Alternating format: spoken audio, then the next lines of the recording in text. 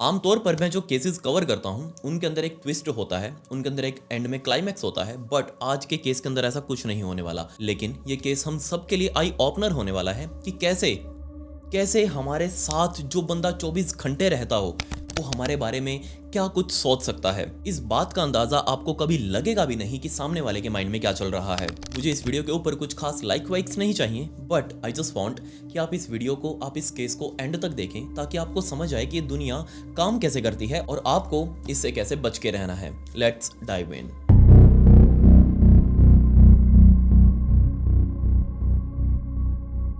इस पूरे इंसिडेंट को समझने के लिए हमें हमारे भारत के ही उत्तर प्रदेश के गाजियाबाद शहर में जाना पड़ेगा। वो टाइम था सन 2016 का, जब यहीं पर रहने वाला सौरभ नाम का लड़का, जिसकी मुलाकात ऑनलाइन वहीं की रहने वाली मुस्कान रस्तोगी नाम की इस लड़की से हुई।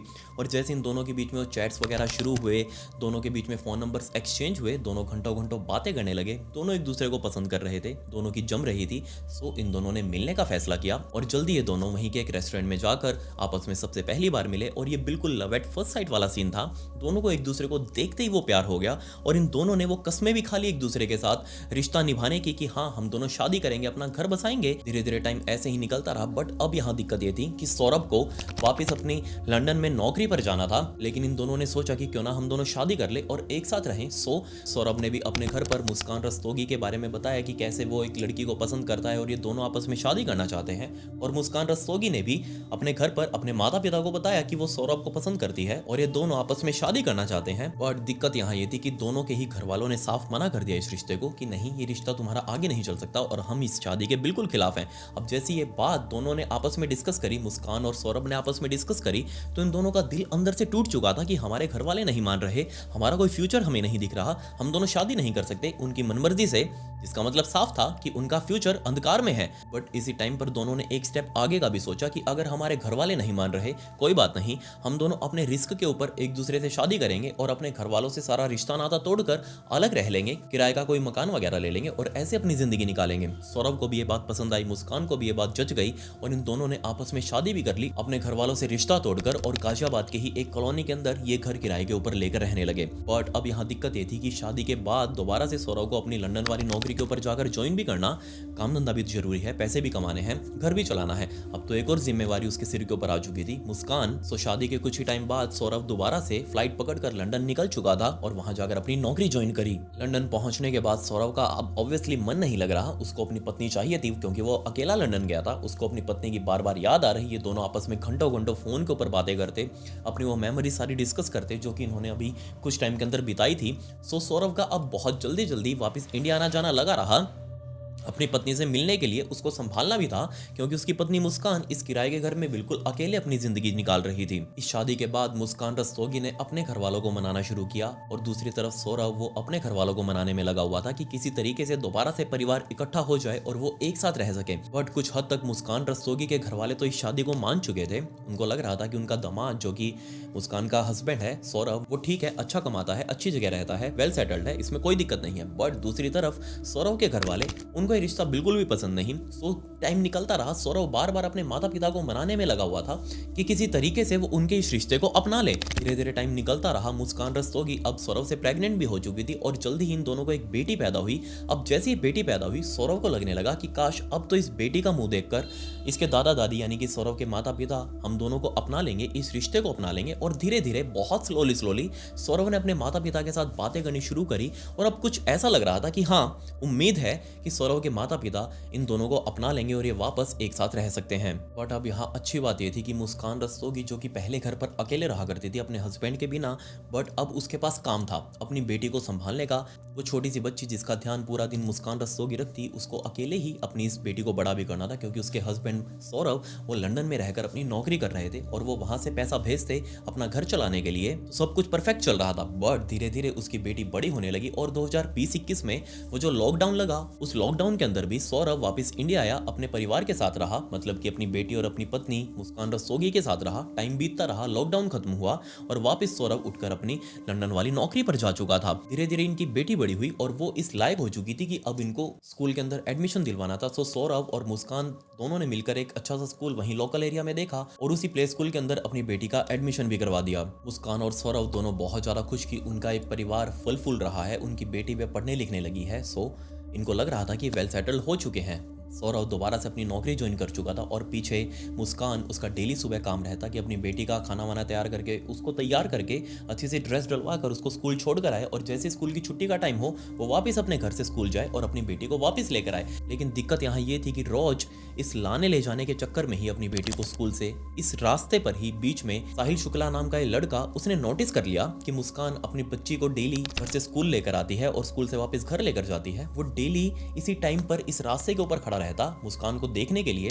और जैसे ही मुस्कान ने इस बात को नोटिस किया, ये एक लड़का है जो कि हर दिन इस रास्ते के ऊपर खड़ा रहता है जब भी मैं यहाँ से निकलती हूँ और वो मुझे नोटिस करता है। अब पहले कुछ दिन तो मुस्कान ने इस चीज को इग्नोर किया, बट मुस्कान के अंदर से ये आवाज आ रही थी कि वो घर पर अकेली रहती है। उसको अकेलापन फील हो रहा था क्योंकि उसका पति दूर लंदन के अंदर नौकरी कर रहा था। सो क्यों ना जो ये लड़का उसके वेट में खड़ा रहता है, इसके साथ बातचीत की जाए, थोड़ा उसका भी टाइम पास हो जाएगा। सो जल्दी अपनी बेटी को लाने ले जाने के चक्कर में इस मुस्कान रस्तोगी की साहिल शुक्ला से वहीं बातचीत होने लगी। दोनों के बीच में नंबर एक्सचेंज हुए। तभी साहिल ने बताया कि वो यहीं पास में ही रहता है, 2 गली छोड़कर।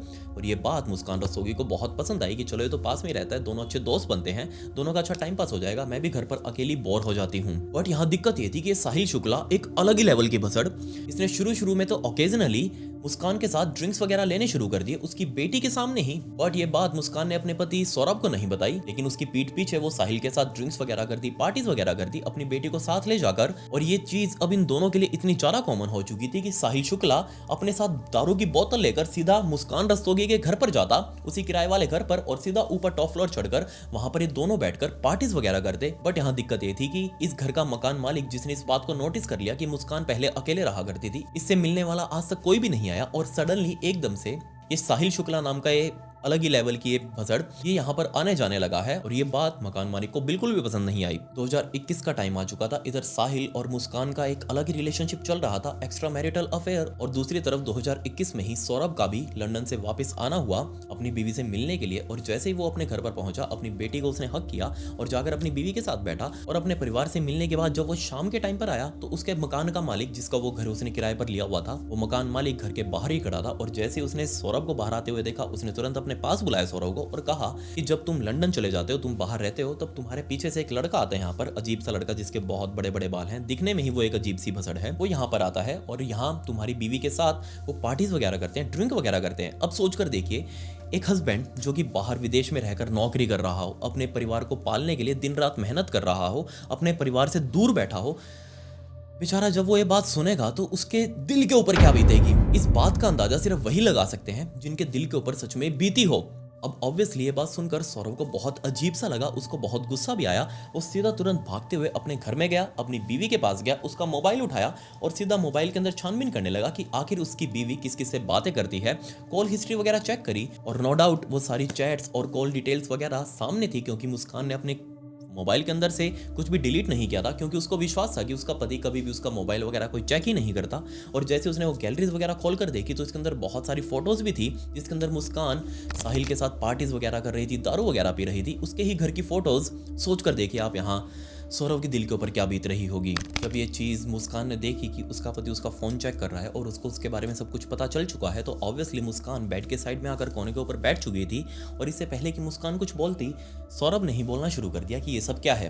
अब ऑब्वियसली सौरभ, जो कि मुस्कान से इतना ज़्यादा प्यार करता कि उसके लिए उसने अपना परिवार तक छोड़ दिया, अपने परिवार से अलग रह रहा, उसको पाल रहा, अपनी बेटी को पाल रहा, और उसके पीठ पीछे से अगर उसकी ही बीवी ये काम करेगी तो एक मर्द के ऊपर क्या ही बीतेगी।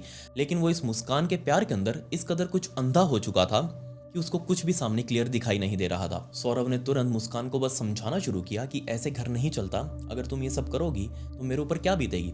बट यहाँ मुस्कान ने दूसरी तरफ खुद को ही डिफेंड करना शुरू कर दिया और इसी बात के ऊपर दोनों के बीच में झगड़ा तक शुरू हो चुका था, क्योंकि मुस्कान इस बात को एडमिट करने के लिए तैयार ही नहीं, क्योंकि सौरभ ये चाह रहा था कि मुस्कान उस साहिल से बात करना बंद कर दे। बट मुस्कान ने क्लियर कट मना कर दिया कि नहीं, वो साहिल के साथ अपने ऐसे ही रिलेशन जारी रखेगी। सोच कर देखिए उस टाइम पर सौरभ क्या फील कर रहा होगा। एट द एंड कई दिनों तक ये झगड़ा रहने के बाद सौरभ का भी अब टाइम आ चुका था कि उसको वापस लंदन जाना है, अपनी नौकरी ज्वाइन करनी है।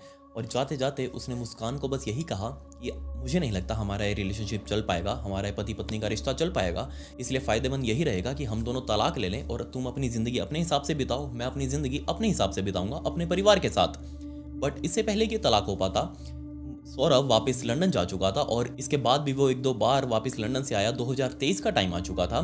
2023 तक भी अभी तक इन दोनों का तलाक नहीं हुआ, सिर्फ झगड़े ही चल रहे थे, फ़ोन के ऊपर भी झगड़े, जिसके अंदर सौरभ बार बार समझाता मुस्कान को कि तुम उसका साथ छोड़ दो। बट मुस्कान ने क्लियर कट मना कर दिया कि नहीं, तुम तो चले जाते हो, मैं यहाँ पीछे अकेले क्या करूँ, मैं उसको बुला लेती हूँ पार्टीज वगैरह करने के लिए, वो मुझे पसंद है। बट इन बिटवीन इन्हीं दिनों के अंदर पार्टीज करते हुए मुस्कान ने देखा कि उसका बॉयफ्रेंड, ये जो सो कॉल्ड बॉयफ्रेंड है, ये अपना फोन उठाकर पार्टीज के बीच में ही अपनी माँ से स्नैपचैट के ऊपर बात कर रहा है। बट दूसरी तरफ मुस्कान को ये भी पता था कि उसकी तो माँ है ही नहीं, उसकी माँ का तो देहांत हो चुका है, वो तो इस दुनिया के अंदर है ही नहीं, तो ये अपनी किस माँ से स्नैपचैट के ऊपर बातें कर रहा है। ये बात मुस्कान ने साहिल से भी पूछी कि जब तुम्हारी माँ है ही नहीं इस दुनिया में तो तुम किससे बात कर रहे हो। तो तुरंत साहिल ने अपना फोन दिखाया और कहा कि ये दूसरा जो अकाउंट है स्नैपचैट का जिससे मैं बातें कर रहा हूँ, ये भी मेरा ही अकाउंट है, बट ये मैंने मेरा अकाउंट मेरी माँ के नाम से बनाया हुआ है और मुझे पता है कि मेरी माँ मुझसे बातें करती है इस स्नैपचैट अकाउंट के थ्रू। जैसे ये बात मुस्कान रस्तोगी को पता चली, उसका भी दिमाग हिल गया कि आखिर किस लेवल का आदमी है, क्योंकि ऐसा कोई कैसे ही कर सकता है कि एक मरे हुए इंसान का अकाउंट बनाकर, अपनी माँ का अकाउंट बनाकर और उसी पे बातें करे, खुद ही अपने माँ के अकाउंट से खुद को मैसेज भेजे और उसको लगे कि हाँ, इसकी माँ उसको ये बोल रही है ऐसा कुछ करने के लिए, और दूसरी तरफ वो उसका रिप्लाई भी करे। ये बात मुस्कान को बहुत अजीब लगी। बट उस टाइम पर ये दारू के नशे में भंड थे, सो इस बातों को इग्नोर किया। लेकिन जैसे ये पार्टी खत्म हुई, साहिल वापस अपने घर जा चुका था, लेकिन मुस्कान के माइंड में ये बात बैठ चुकी थी कि आखिर उसका ये आशिक ये क्या कर रहा है। सो तुरंत इस मुस्कान रस्तोगी ने एक दूसरा नंबर लिया, दूसरा सिम कार्ड लिया और उस सिम कार्ड के ऊपर एक और फ्रेश अकाउंट बनाया स्नैपचैट का, और ये अपने उस स्नैपचैट के अकाउंट से साहिल शुक्ला के माँ वाले स्नैपचैट अकाउंट के ऊपर मैसेजेस करती और खुद को बहुत अच्छा प्रिटेंड करती उसकी माँ के आगे। उसको पता था कि दूसरी तरफ ये साहिल है जिससे वो बात कर रही है, उसको और कोई तो है नहीं, उसकी माँ नहीं है ये साहिल है जो उसका रिप्लाई करेगा।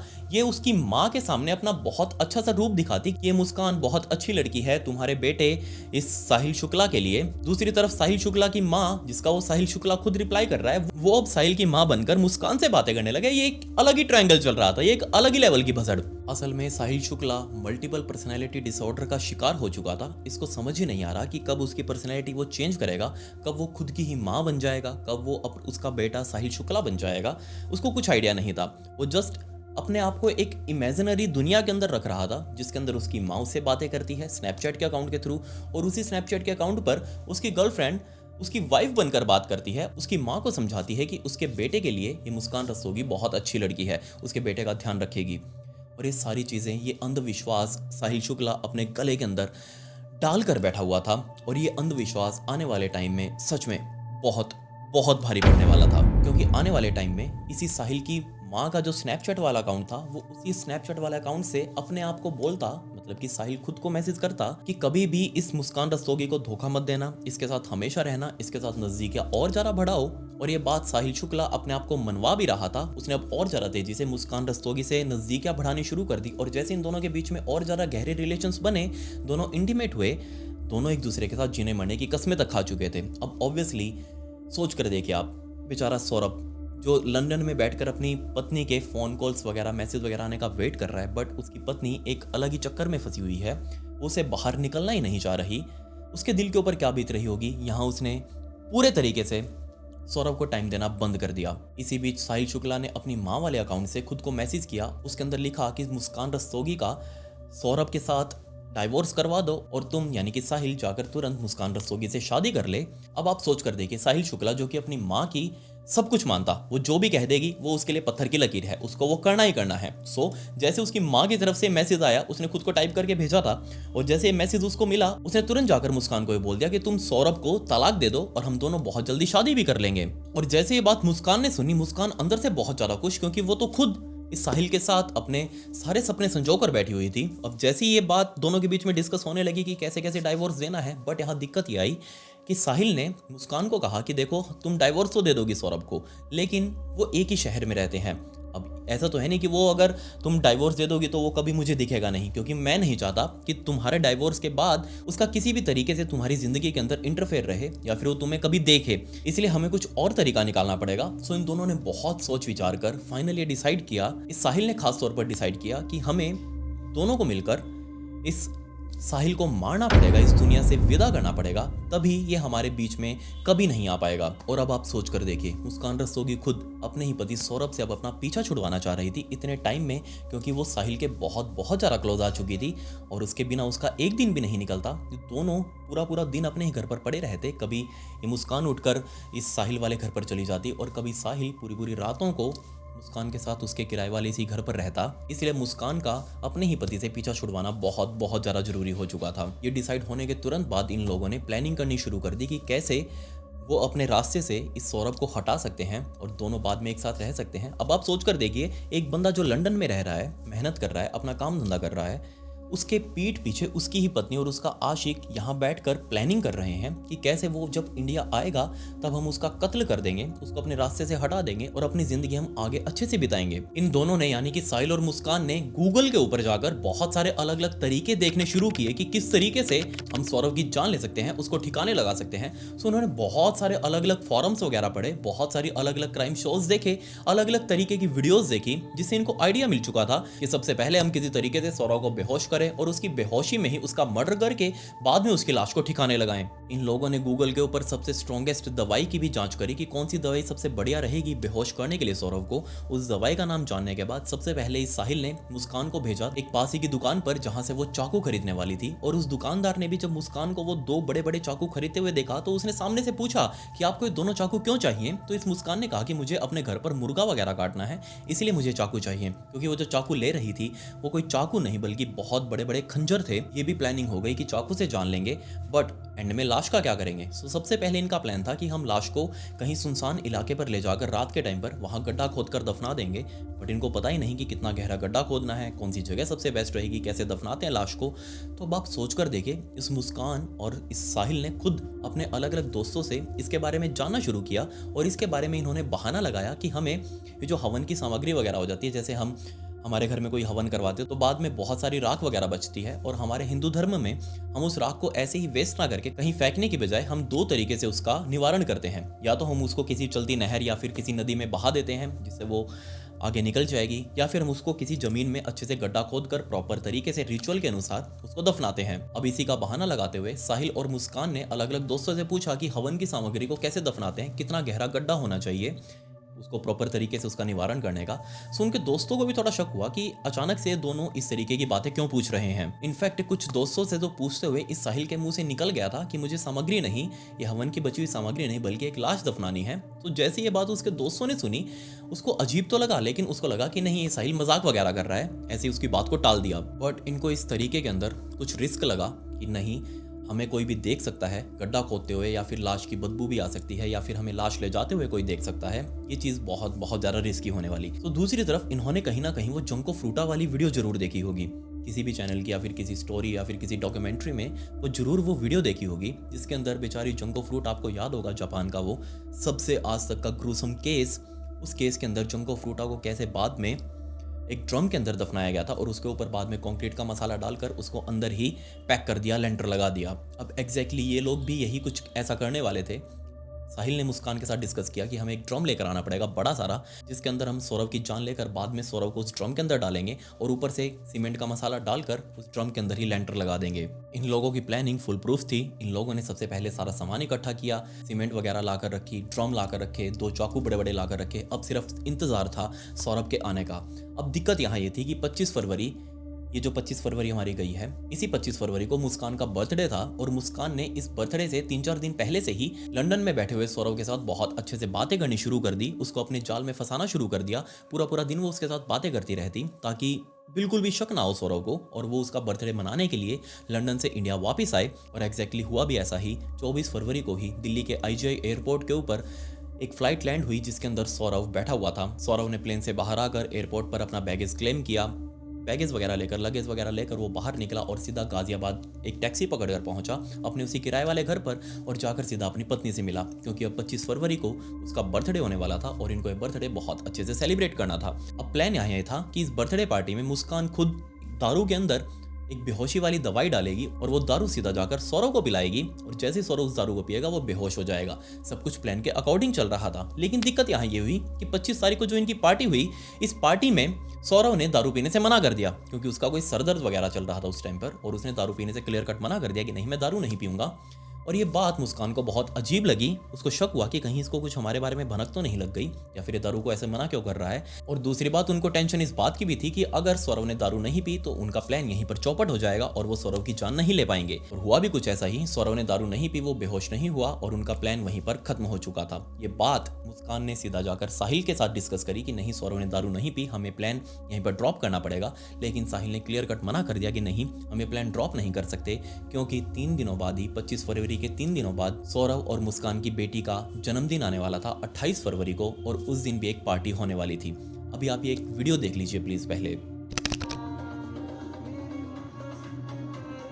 अभी ये जो आपने वीडियो देखी, ये वीडियो 28 फरवरी की थी, जिस दिन मुस्कान और सौरव की बेटी का जन्मदिन था। इस दिन भी इन लोगों ने एक स्पेशल लॉन्च बुक किया था और उसी लॉन्च के अंदर ये पार्टी वगैरह कर रहे थे। आप देख ही सकते हैं कि इसके अंदर मुस्कान पूरी तैयार होकर सामने सौरव कैसे उसके साथ डांस वगैरह कर रहा है और साथ में उनकी बेटी जो साइड में उसके साथ डांस कर रही है। बेचारी बच्ची को तो कुछ आइडिया भी नहीं कि उसकी माँ अब एक क्या करने वाली थी। क्या आप इस वीडियो को देखकर अंदाजा लगा सकते हैं कि मुस्कान जिस तरीके से नाच रही है हंसी खुशी से, उसके माइंड में अब क्या चल रहा होगा इस टाइम पर। बट इस पार्टी में भी इन लोगों ने दारू का प्लान नहीं रखा।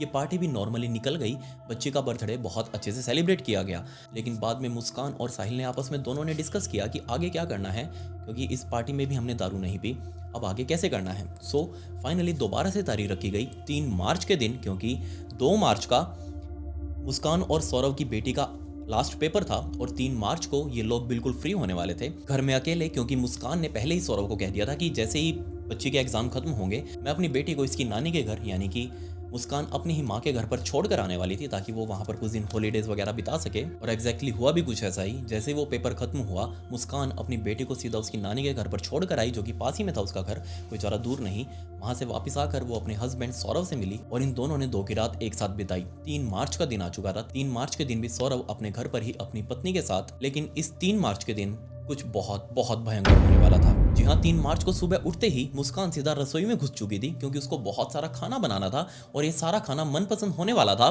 बेचारे सौरव का। और सौरव बहुत ज़्यादा खुश, क्योंकि उसकी पत्नी उसे पूछ पूछ कर खाना बना रही थी। उसने कहा कि मुझे कोफ्ता वगैरह की सब्जी बहुत पसंद है। सो मुस्कान ने कोफ्ता की सब्जी बनानी शुरू कर दी, लेकिन इस सब्जी में एक खास इंग्रेडिएंट डाला गया। जी हाँ, आप समझ गए होंगे, एक बेहोशी की दवाई डाली गई और ये सारा कुछ डिनर में प्लान किया गया। रात को तकरीबन 9:30 बजे के आसपास इन लोगों ने खाना खाया और उस खाना खाने के बाद मुस्कान और सौरव दोनों सोने के लिए जा चुके थे। अब सौरव तो साइड में जाकर सो चुका था, लेकिन मुस्कान को नींद नहीं आई, क्योंकि वो साइड में लेटकर सीधा देखती रही सौरव की तरफ कि कब उसको गहरी नींद आएगी, कब वो बेहोशी में जाएगा। और जैसे ही खाना खाने के तकरीबन आधे पौने घंटे बाद मुस्कान ने खुद हाथ लगाकर चेक किया, सौरव को जगाने की कोशिश करी, लेकिन सौरव भयंकर गहरी नींद में था, वो बेहोशी की हालत में था। रात के तकरीबन 12 बजे के आसपास का टाइम हो चुका था। 4 मार्च आ ही चुकी थी और तुरंत मुस्कान ने अपना फ़ोन उठाया और सीधा फ़ोन लगाया साहिल को, जो कि पास ही के घर में रह रहा था। साहिल ने वो कॉल पिक की और बात करी मुस्कान से। मुस्कान ने सामने से कहा कि मैंने अपना काम कर दिया है, सौरव बेहोश हो चुका है, अब तुम तुरंत फटाफट से घर पर आ जाओ। साहिल तुरंत अपने कमरे से बाहर निकला, चप्पल वगैरह डालकर अपने घर से बाहर निकला और सीधा उसी घर पर गया जहाँ पर मुस्कान रह रही थी। सीधा ऊपर वाले कमरे में गया जहाँ पर मुस्कान ने सौरव को पहले से ही बेहोश करके रखा हुआ था। उस कमरे में जाकर खड़ा होकर वो देखने लगा कि क्या सच में सौरव बेहोशी की हालत में है, और ऑब्वियसली सौरव बेहोशी की हालत में भी था। तुरंत साहिल ने कहा मुस्कान को कि जाओ वो दोनों चाकू निकाल कर लेकर आओ। मुस्कान तुरंत गई, दोनों चाकू निकाल कर लेकर आई। दोनों चाकू उसके हाथ में और एक चाकू साहिल को दिया और कहा कि जाओ सौरव का मर्डर कर दो। बट साहिल ने क्लियर कट मना कर दिया कि नहीं, पहला वार तुम करोगी। अब क्योंकि ये थोड़ा सा काला जादू टाइप में विश्वास कर रहा था, बहुत ज़्यादा अंधविश्वासी, इसने कहा मुस्कान को कि नहीं, पहला वार तुम ही करोगी अपने पति के ऊपर।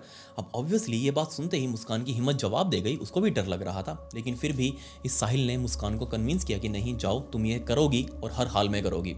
अब आप सोच कर देखिए, बेड के बिल्कुल साइड वाले इलाके में सौरव सो रहा था बेहोशी की हालत में। उसके सीने के ऊपर बैठकर सोच कर देखे, लेग्स क्रॉस करके उसके सीने के ऊपर बैठकर उसने सबसे पहले वो चाकू की नोक सौरव के सीने के ऊपर रखी और दोबारा से वो चाकू उठाया और एक ही झटके में वो चाकू पूरा का पूरा सौरव के दिल के अंदर घुस चुका था। ऑब्वियसली सौरव उस टाइम पर बेहोशी की हालत से जाग गया, क्योंकि उसको बहुत दर्द हुआ होगा। इंटरनल ब्लीडिंग्स अंदर से उसकी शुरू हो चुकी थी। बट इससे पहले कि वो कुछ और समझ पाता, इतने में ही ये साहिल पीछे से आया और इसने तुरंत 2 बार और कर दिए। टोटल 3 बार वो चाकू बेचारे सौरव के छाती के अंदर घोंपे गए और सौरव ऑन द स्पॉट मर चुका था। अपने ही पति का मर्डर करने के बाद ये मुस्कान उसकी छाती से उतरी, साइड में बैठी बेड के ऊपर। अब देखने लगी साहिल की तरफ कि आगे क्या करना है। तुरंत साहिल ने अपने दोनों चाकू वापस लिए और जल्दी से बेचारे सौरव का एक हाथ पकड़कर उसकी एक हथेली को काटना शुरू कर दिया। यहाँ आगे आगे से वो पंजा पंजा काट लिया। उसके दोनों हाथों के पंजों को काटने के बाद अब बारी थी सौरव के सिर को धड़ से अलग करने की। और फाइनली साहिल ने सौरव के बालों को पकड़कर उसी बेड के ऊपर चीरा लगाना शुरू कर दिया, गले को काटना शुरू कर दिया सौरव के, और धड़ अब सिर से अलग हो चुका था। ये लोग पहले से ही 2-3 बैग्स वगैरह खरीद कर लेकर आए थे, बड़े बड़े बैग्स, जिसके अंदर अब इस बॉडी को रखना था इन्हें। दोनों हथेलियों को काटने के बाद, सिर धड़ से अलग करने के बाद, इस साहिल ने एक बड़े से बैग के अंदर सिर और दोनों हथेली डालकर उसको सील कर दिया और वो सीधा मुस्कान जो बेड पर बैठी थी, जिसके ऊपर सौरव सो रहा था, उसी बेड के नीचे सरका दिया। अब धड़ और पैर वाला जो हिस्सा बचा हुआ था उसको एक अलग बैग में डालकर अपने कंधे के ऊपर वो बैग टांग कर रात के तकरीबन 3 बजे के आसपास इस साहिल सौरव और मुस्कान के उस किराए वाले घर से बाहर निकला, सीधा अपने घर गया और अपने घर पर उस बैग को रख दिया उसने। अब साहिल तो उस घर से जा चुका था, बट अब मुस्कान जिस बेड के ऊपर बैठी हुई थी, उसी बेड के नीचे उसके पति की आधी लाश पड़ी हुई थी। अब नींद तो कैसे ही आने वाली थी। उसने तुरंत दोबारा से साहिल को फ़ोन किया और कहने लगी, नहीं मुझे बहुत ज़्यादा डर लग रहा है, मुझे नींद भी नहीं आ रही। अब इस बात को सुनकर साहिल ने कहा कि ठीक है, तो कोई दिक्कत नहीं है, एक काम करो, तुम उस रूम को वहीं लॉक करो और सीधा मेरे पास आ जाओ, हम यहाँ पर दोनों सो जाएंगे आराम से। मुस्कान ने तुरंत उस रूम को लॉक किया, घर से मेन डोर को लॉक किया और वहाँ से निकल सीधा साहिल के घर पर जा चुकी थी। वहाँ दोनों आराम से रात को सो गए और सुबह होते ही अब दोबारा से इनको काम करना था आगे का जो बचा हुआ काम था। और उस काम को करने के लिए सबसे पहले साहिल ने कहा कि हमने सीमेंट के कट्टे कितने ला रखे हैं। मुस्कान ने कहा कि 1। साहिल ने मना कर दिया कि नहीं, 1 से काम नहीं चलेगा, जाकर बाजार से एक और कट्टा लेकर आओ। मुस्कान तुरंत ऑटो पकड़कर सीधा सैनिटरी शॉप पर गई, वहाँ से एक और सीमेंट का कट्टा ऑटो के अंदर लदवाया और उस ऑटो को लेकर सीधा वापस अपने घर पर आई, वहाँ पर सीमेंट का कट्टा उतारा। अब 2 कट्टे टोटल सीमेंट इस घर के अंदर, इस कमरे के अंदर पहुँच चुकी थी। ड्रम इन लोगों ने पहले से ही लाए हुए थे। सबसे पहले साहिल ने इस सीमेंट के कट्टे को ऊपर चीरा लगाकर थोड़ी सी सीमेंट इस ड्रम के नीचे वाले हिस्से में रखी, ताकि नीचे भी अच्छे से लेंटर लग जाए, वो भी अच्छे से सॉलिड हो जाए। और वो रखने के बाद इसने सबसे पहले सिर रखा, दोनों हथेलियाँ जो काटी हुई थी वो रखी, क्योंकि वो जो बैग वापस सुबह आते हुए लेकर आए थे यहाँ पर, पूरी लाश अब एक ही कमरे के अंदर आ चुकी थी। सिर और हथेलियाँ रखने के बाद थोड़ी सी और सीमेंट डाली ताकि ये अच्छे से सेटल हो जाए। और बाद में उस ड्रम के अंदर इन लोगों ने धड़ और जो पैर थे साहिल के, उसको फोल्ड करके उसी ड्रम के अंदर ठूसा और ऊपर से और बहुत सारी सीमेंट डालकर अब बारी थी पानी डालने की। सो साहिल ने 3 बाल्टी अलग अलग पानी भर भर कर इस ड्रम के अंदर डाला और अपने हाथ को अंदर घुसाकर अच्छे से इस घोल को मिला दिया, ताकि पानी नीचे तक पहुंच जाए और पूरी सीमेंट सेटल होकर पत्थर बन जाए, वरना इसके अंदर से बहुत गंदी बदबू उठने वाली थी। लाश अब ड्रम के अंदर ठिकाने पर लग चुकी थी, बट अभी भी बहुत सारा खून बेड और नीचे फर्श के ऊपर पड़ा हुआ था। अब इस खून को भी साफ करना था, यहाँ से सारे सबूत मिटाने थे। मुस्कान ने तुरंत अपना फ़ोन निकाला। ये जो आजकल 10 मिनट में डिलीवरी वाली ऐप्स चली हुई हैं, ब्लिंकिट वगैरह, ये इससे एक ब्लीच का ऑर्डर किया 10 किलो का। ब्लीच आपको पता होगा, ये केमिकल होता है जिससे साफ़ सफाई की जाती है। लॉन्ड्री के अंदर ये बहुत ज़्यादा यूज़ होता है। ब्लीच ऑर्डर किया। ब्लीच से पूरे कमरे की साफ सफाई करी, उस चद्दर को भी धोया जिसके ऊपर बहुत सारा खून लगा हुआ था। पूरे फर्श को नीचे अच्छे से पोंछा मारकर उसी ब्लीच से साफ किया। अब पूरा खून मिट चुका था, सारा बेड सेट हो चुका था, लास्ट ड्रम के अंदर ठिकाने लग चुकी थी। अब इस भयंकर इंसिडेंट का एक हिस्सा कंप्लीट हो चुका था, पूरे तरीके से इनके अकॉर्डिंग चला। वो 4 मार्च की शाम हो चुकी थी। साहिल और इस मुस्कान ने मिलकर एक कैब बुक करी और कैब के अंदर अपना लगेज वगैरह रखा और वहाँ उस कैब में बैठकर उस ड्रम को उसी घर के अंदर छोड़कर लॉक लगाकर वो सीधा यहाँ से शिमला घूमने के लिए निकल गए, गाजियाबाद से।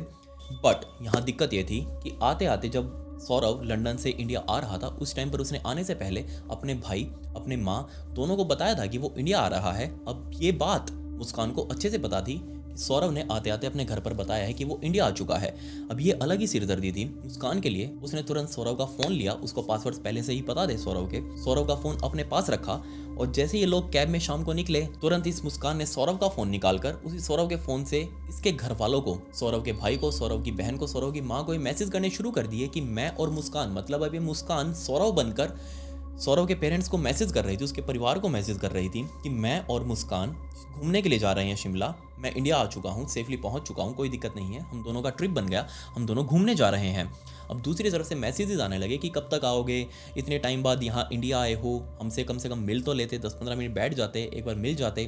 बट मुस्कान ने टाइप किया सौरव बनकर कि नहीं, मैं जल्दी वापस आऊंगा और आपसे जल्दी से जल्दी आके मिलने की कोशिश करूंगा। आने वाले दिनों में कंटिन्यू मुस्कान सौरव के मोबाइल से उसके घर वालों से बात करती रही।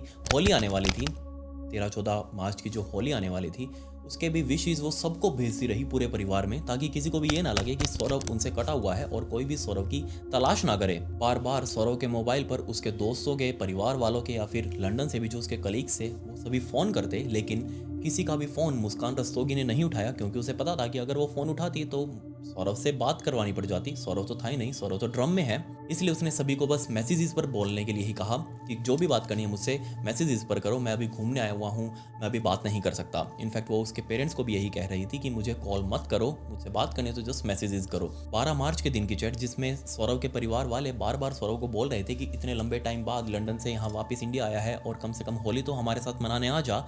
बट यहाँ सौरव ने रिप्लाई किया, इनफैक्ट रिप्लाई तो मुस्कान ने किया था सौरव के फ़ोन से, जिसमें लिखा हुआ था कि नहीं, मैं मिलने आऊँगा जरूर, होली के बाद मिलने आऊँगा, अभी मैं आपसे नहीं मिल सकता, अभी मैं पार्टीज़ वगैरह में बिजी हूँ। अब यहाँ दिक्कत ये थी कि 4 मार्च की शाम को जब ये लोग यानी कि मुस्कान और साहिल निकले थे कैब लेकर, उस टाइम पर ये अपने साथ 84,000 रुपये कैश लेकर निकले थे। लेकिन 84,000 एक कपल के लिए टूरिस्ट डेस्टिनेशन पर कितने ही दिन वो उससे चला पाएंगे? हफ्ता 10 दिन, बस, इससे ज़्यादा नहीं चलेंगे, क्योंकि खाना पीना भी होता है, रेंट भी देना होता है होटल का, सब कुछ होता है। 84,000 रुपये इनके खत्म हो चुके थे 18 मार्च के दिन। लेकिन यहाँ मुस्कान को पता था कि सौरव के बैंक अकाउंट में तकरीबन 6 लाख रुपए पड़े हैं। लेकिन दिक्कत यहाँ ये थी कि इसको यही नहीं पता कि वो 6 लाख रुपए निकाले तो निकाले कैसे। इसको नेट बैंकिंग की कोई नॉलेज नहीं, और दूसरा वो साहिल, वो तो एक अलग ही लेवल की बसर, उसको इन चीज़ों से कोई लेना देना नहीं, उसको जस्ट माल वगैरह चाहिए। 18 मार्च के दिन फाइनली इस मुस्कान ने अपनी माँ को फ़ोन किया और कहा कि माँ, ऑनलाइन पैसे कैसे निकाले जाते हैं सौरव के अकाउंट से। अब इस मुस्कान ने इतने दिनों से अपनी माँ को भी यही कह रखा था कि मैं और सौरव घूमने के लिए गए हुए हैं, सो हमें डिस्टर्ब मत करना। बट जैसे ये बात 18 मार्च को उसने फ़ोन करके कही कि सौरव के अकाउंट से पैसे कैसे निकालूं, तो उसकी माँ का भी यही जवाब था कि जब सौरव तेरे साथ है तो उससे पूछ कैसे निकालेगी उसके पैसे, उसके अकाउंट से पैसे, मैं कैसे बताऊँ यहाँ पर। बट इन बातों बातों में इस मुस्कान ने अपनी माँ को सच्चाई बता दी कि नहीं, सौरव मेरे साथ नहीं है, बल्कि वो तो मर चुका है। ये बात सुनकर इस मुस्कान की माँ भी घबरा गई और पूरी बात डिटेल में पूछने लगी। मुस्कान की माँ ने सारी चीज़ें मुस्कान से पूछनी शुरू करी और मुस्कान ने सब कुछ बता भी दिया। मुस्कान की माँ को पहले से ही बहुत अजीब लग रहा था, क्योंकि होली पर भी उसकी बेटी घर नहीं आई, वो अपनी बेटी को भी यहीं छोड़कर गई हुई है, उसके दामाद का कोई अता पता नहीं है, और अब ये इस तरीके से बोल रही है। ऑब्वियसली शक पहले से ही था, अब वो विश्वास के अंदर तब्दील हो चुका था। ये बात सुनकर मुस्कान की माँ ने तुरंत पुलिस वालों को फ़ोन किया, और पुलिस वाले इस घर के ऊपर जो उसकी माँ ने एड्रेस दिया था वहाँ पर तकरीबन 6 से 7 मजदूर लेकर पहुँचे, और उन मजदूरों से सबसे पहले इस घर का ताला तोड़ा गया। जबकि 18 मार्च की ही रात के टाइम पर मुस्कान और साहिल, जो कि घूमने गए हुए थे, वो भी अपनी टैक्सी लेकर वापस आने के लिए निकल चुके थे, क्योंकि उनके पास अब रहने खाने के लिए पैसे ही नहीं बचे थे, और सौरव के अकाउंट से पैसे निकल नहीं पा रहे। अब आगे कैसे रहेंगे, उनको वापस घर आना ही पड़ रहा था। सो वो भी अब यहाँ रास्ते में थे। पुलिस दूसरी तरफ 6-7 मजदूर लेकर इस घर पर पहुंच चुकी थी। इसका ताला तोड़ा गया, घर के अंदर गए, वो ड्रम देखा इन लोगों ने, क्योंकि ऑब्वियस सी बात है शक उसी के ऊपर था, क्योंकि वो बहुत ज़्यादा भारी और वो खुल भी नहीं रहा था, ऊपर से उसको सील किया गया था। बट जैसे ही इन मजदूरों ने अपना पूरा दम लगाकर उसका ढक्कन खोला, अंदर वो पूरा लेंटर लगा रखा था सीमेंट का। अब देखते ही किसी को भी शक होगा। मजदूर जो अपने साथ औजार वगैरह लेकर आए थे, हथौड़ों वगैरह से उस ड्रम को तोड़ने की कोशिश की गई, लेकिन वो ड्रम वहाँ पर टूटा ही नहीं। इसलिए उन मजदूरों ने उस ड्रम को उठाकर सीधा बाहर रखा, इसको एक ऑटो के अंदर लादा, और वो ऑटो सीधा उस ड्रम को लेकर एक पुलिस स्टेशन में पहुंचा। दूसरी तरफ इन मजदूरों ने ही सबसे पहले पुलिस वालों को कहा था कि हमें इस ड्रम के अंदर शक लग रहा है, हमें लग रहा है कि जो भी कुछ है इसके अंदर ही है। पुलिस स्टेशन से उस ड्रम को एक अलग ऑटो में लादकर एक हॉस्पिटल में ले जाया गया, वहीं पोस्टमार्टम रूम के अंदर। लेकिन पोस्टमार्टम ड्रम का तो नहीं हो सकता, ड्रम के अंदर जो चीज़ थी उसका होना था। इसलिए सबसे पहले एक मैकेनिक को बुलाया गया ग्राइंडर के साथ, जो भी इस ड्रम को काटने वाला था। सो मैकेनिक अपना ग्राइंडर लेकर इस ड्रम के पास पहुंचा, इस ड्रम को नीचे लेटाकर उस ग्राइंडर से ड्रम को काटना शुरू किया गया। ऊपर चीरा लगाते ही हथौड़े मारकर वो ड्रम के साथ जो लेंटर चिपका हुआ था वो अलग हो चुका था, उसके काफ़ी सारे टुकड़े निकलकर नीचे भी गिर गए। और बाद में पूरा ड्रम चीरने के बाद फाइनली अंदर से एक दिल दहला देने वाली चीज़ निकली। जी हाँ, एक सिर, 2 हथेली और एक पूरा धड़ और उसके पैर, जो कि आपस में जुड़े हुए थे। ये चीज़ देखते ही पुलिस वालों के भी होश उड़ गए कि आखिर वो भी देख रहे हैं तो क्या देख रहे हैं। सबसे पहले पुलिस वालों ने इस बॉडी को इकट्ठा करके डॉक्टर्स को सौंपा, क्योंकि अब इसका पोस्टमार्टम किया जाना था। पूरे 14 दिनों बाद बेचारा सौरभ, उसकी लाश ड्रम से बाहर निकली जो कि पूरे तरीके से पक्कर सॉलिड हो चुकी थी। ये सब हो ही रहा था कि साहिल और मुस्कान उसके घर पर पहुंच चुके थे। अब पुलिस वालों ने पहले से इस घर को क्राइम सीन बना दिया था। सो जैसे ही ये साहिल और मुस्कान घर पर आए, पुलिस वालों ने इन दोनों को तुरंत अरेस्ट कर लिया और अरेस्ट करके सीधा अपने साथ पुलिस स्टेशन लेकर गए। वहीं इन दोनों से पूछताछ करी। साहिल ने और मुस्कान ने दोनों ने अपना जुर्म कबूल कर लिया, क्योंकि ये अब कुछ भी छिपाने लायक था ही नहीं। सब कुछ सामने था, अब इनको मानना पड़ा। सबसे पहले साहिल ने कहा कि मैंने जो भी कुछ किया मुस्कान के लिए किया, मुस्कान को पाने के लिए किया, क्योंकि मैं भी मुस्कान को पसंद करता था और मेरी माँ भी मुस्कान को पसंद करती थी। अब पुलिस वाले पूछ रहे तेरी माँ तो कोई है ही नहीं, हमने तेरे बारे में पता किया है, तेरे परिवार में तो कोई भी नहीं है। बट साहिल ने कहा कि नहीं, मेरी माँ है, वो मुझसे बातें भी करती है, बेशक वो मर चुकी है लेकिन अभी भी वो मेरे आसपास ही है। अब ये बात सुनकर पुलिस वालों को भी अजीब लगा कि ये तो कहीं काला जादू टाइप का कुछ लग रहा है मुझे। पुलिस वालों ने साहिल और इस मुस्कान से अच्छी तरीके से पूछताछ करी अपने तरीके से। तो उसमें साहिल ने बताया कि मैंने सौरभ की दोनों हथेलियां इसलिए काटी क्योंकि मैं उसकी किस्मत ही मिटा देना चाहता था, क्योंकि हम कहते हैं ना कि हमारी किस्मत हमारी हथेलियों में लिखी होती है, हमारी हथेली की लकीरों में लिखी होती है। बट इस साहिल का मानना था कि अगर मैं उसकी हथेलियां ही काट दूंगा तो उसकी किस्मत ही खत्म हो जाएगी, उसका नाम और निशान यहाँ पर नहीं रहेगा। दूसरी तरफ मुस्कान ने पुलिस वालों से पूछा कि देखो, तुम्हारा हस्बैंड तुम्हें तलाक देने के लिए राजी था, तो तुम आसानी से उसे ले सकती थी, लेकिन तुमने उसका मर्डर करना क्यों जरूरी समझा? तुम आसानी से उसके तलाक लेके तुम इस साहिल से शादी कर सकती थी। बट मुस्कान ने कहा कि देखिए, मैं साहिल को पसंद करती हूँ, लेकिन इतना भी नहीं कि मैं उसे शादी कर लूँ। मैं जस्ट उसको एक एज ए पार्टनर देखती हूँ, लेकिन एज ए लाइफ पार्टनर नहीं। मैं उसके साथ रहना पसंद करती हूँ, उसके साथ टाइम बिताना पसंद करती हूँ, लेकिन मैं उसके साथ शादी नहीं कर सकती। अब आप सोच कर देखिए, इतना तामझाम रचा इस साहिल और मुस्कान ने, लेकिन एंड में क्या?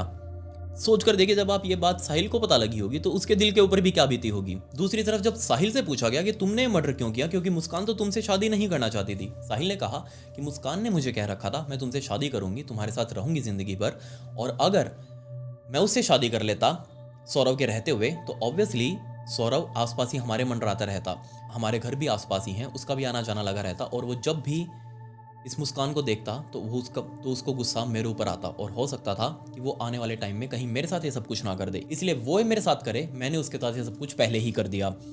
सोच कर देखिए किस लेवल के मूर्ख थे दोनों। पुलिस वालों ने इस मुस्कान के घर की, जिसके अंदर वो रह रही थी किराए पर, उसकी अच्छे से तलाशी ली। इसमें ड्रम के और वो चाकू के अलावा और कुछ नहीं मिला, वो सारे सबूत भी बरामद कर लिए। बट जब पुलिस वालों ने साहिल के घर की तलाशी ली तो इसका कमरा एक अलग ही बवाल, उसकी दीवारों के ऊपर अजीब अजीब सी ग्राफिटी आर्ट्स वगैरह बनाई गई थी, अजीब अजीब सी पेंटिंग्स की गई थी। ये जो सीन अभी आप देख रहे हैं ये एक्चुअल सीन था इस साहिल के कमरे का, जिससे आप अंदाजा लगा सकते हैं कि ये एक अलग ही दुनिया में पहुंच चुका था। ये इस मोह माया से उठकर एक अलग ही दुनिया में पहुंच चुका था, नशे पदोगे में भंड रहकर। आमतौर पर मैंने देखा है, ऐसे बहुत सारे लोग देखे हैं जिनका परिवार में कोई नहीं होता, वो इस दुनिया में अकेले पड़ जाते हैं और बाद में वो नशे पदों का सहारा लेते हैं। उनका दिल पूरा पत्थर का बन जाता है, उनको किसी से कुछ लेना देना नहीं, वो जस्ट अपने मन में जो आएगा वही करेंगे, और एग्जैक्टली साहिल ने भी यही किया। दूसरी तरफ जब बेचारे सौरभ के माता पिता से बात की गई तो उन्होंने सीधे तौर पर ये शक जताया कि इसमें सिर्फ साहिल और मुस्कान शामिल नहीं है, बल्कि यहाँ मुस्कान के घर वाले भी शामिल हो सकते हैं, और इसके पीछे रीजन है। और वो रीजन ये कि जब सौरभ मुस्कान से शादी करके अपने माँ बाप से अलग रहने लगा, अब सौरभ ऑब्वियसली लंदन में रहकर बहुत अच्छा खासा कमा रहा था और उसका पैसा वो सारा मुस्कान को भेज रहा था। बट ना सिर्फ मुस्कान को भेज रहा था, बल्कि मुस्कान की माँ को भी सौरभ लंदन से पैसे ट्रांसफर करता और अच्छी खासी अमाउंट में ट्रांसफर कर रहा था। अब आप सोच कर देखिए, शक जाना बनता है, क्योंकि यहाँ सौरभ के भाई ने ये बताया कि इनके पास पहले कुछ भी नहीं था, मतलब कि मुस्कान की फैमिली लोअर मिडिल क्लास में आ रही थी। बट जैसे ही सौरभ ने इनको पैसा भेजना शुरू किया, इन लोगों ने घर भी बनवा लिया, ये परिवार मेंबर सभी आईफोन वगैरह यूज कर रहे थे। अब लोअर मिडिल क्लास एकदम से उनके पास पैसा आ जाए तो सबको हैरानी तो होगी ही, और ऑब्वियसली पैसा भेजने वाले का भी पता है। सो यहाँ पर पुलिस वालों को अभी भी शक है कि कहीं ना कहीं मुस्कान के पेरेंट्स भी इसके अंदर शामिल हो सकते हैं, बट ये तो आने वाली जांच का हिस्सा होगा। अब इन दोनों को 14 दिनों की न्यायिक हिरासत के अंदर भेजा हुआ है, इनका रिमांड चलेगा, जिसके अंदर इनसे गहनता से पूछताछ होगी कि आखिर इन लोगों ने सब कुछ क्यों किया, कैसे किया। पता तो सब कुछ है, बट इसके अंदर अभी भी बहुत सारे राज खुलने बाकी हैं। ये स्टोरी अभी पूरी नहीं है, इसके अंदर जो भी अपडेट होगा वो मैं आपको इंस्टाग्राम के ऊपर जरूर अपडेट कर दूंगा। ये मेरी इंस्टाग्राम आईडी का लिंक आपको डिस्क्रिप्शन में भी मिल जाएगा, आप मुझे वहाँ फॉलो जरूर कर लें। बट यहाँ सोचने वाली बात यह है कि यहाँ गया तो किसका गया? एक माँ बाप ने अपना बेटा खो दिया, एक भाई ने अपना भाई खो दिया, एक बहन ने अपना भाई खो दिया। अब पत्नी को दुख है या नहीं, उसको तो दुख कहीं होगा, वो तो खुद पहला चाकू घोंपने वाली थी। बट अब आप सोच कर देखिए, यहाँ मूर्खता कहाँ से शुरू हुई? मूर्खता उस पॉइंट से शुरू हुई जिस टाइम पर इन दोनों ने घर से भागकर शादी करी थी और सौरभ और मुस्कान घर से अलग रहने लगे। मैं ये बात आपको पक्का पक्का कह सकता हूँ कि जब कोई एक नया जोड़ा अपनी नई जिंदगी शुरू करता है तो उसको माँ बाप के सहारे की जरूरत होती है। आप ये बात मानो या ना मानो, लेकिन आज का जैसा टाइम चल रहा है, मैं बेशक एक कड़वी बात बोल रहा हूँ, लेकिन आज के टाइम में एक बहू को अच्छे तरीके से उसकी सास हैंडल कर सकती है। वो उसको तौर तरीके सिखा सकती है कि कैसे घर बसाना है, क्योंकि नई नवेली बहू जब भी घर में आएगी उसको नहीं पता कि आगे उसे क्या क्या फेस करना पड़ सकता है। बट जो उसकी सास होगी वो पहले से ही इस दौर से गुजर चुकी है, वो उसको अच्छे से सिखा सकती है। और एक बेटा जब अपनी माँ से अलग होकर रहेगा तो ऑब्वियसली उसकी बीवी उसके ऊपर हावी हो जाएगी। ये बात बेशक आपको कड़वी लगे, लेकिन ये बात आज के टाइम को देखते हुए बिल्कुल सच है, क्योंकि आए दिन हम कितने केसेस देखते हैं। इसलिए खास तौर पर सभी लड़कों से, सभी मर्दों से मेरा रिक्वेस्ट है कि जब भी आप अपनी नई जिंदगी शुरू करें तो प्लीज़ अपने माँ बाप की छत्र छाया के नीचे रहें। वही हैं जो आपको सही तौर तरीके से समझा सकते हैं कि ज़िंदगी कैसे जीनी है। वरना बाहर की दुनिया आपको कुचलने के लिए बैठी हुई है, चाहे वो आपका कितना ही खास क्यों ना हो, कितना ही प्यारा क्यों ना हो, आप उसके ऊपर कितना ही विश्वास क्यों ना कर लें, कुछ नहीं पता कि सामने वाले के माइंड में आपके लिए क्या चल रहा है। इसीलिए किसी को भी अपना मानने से पहले 1000 बार नहीं, लाख बार सोचें। बट एक माँ बाप ही हैं जिनको आप आंख बंद करके अपना मान सकते हैं। सो इस केस की बहुत ग्रूसम डिटेल्स की वजह से मैं आज किसी को भी शाउट आउट नहीं देना चाहूँगा। सो आप कमेंट्स में पिक में जरूर लिख दें ताकि मैं आने वाली वीडियो में आप में से किसी एक को शाउट आउट दे दूँ। मिलते हैं अगली वीडियो में। ये वीडियो देखने के लिए धन्यवाद।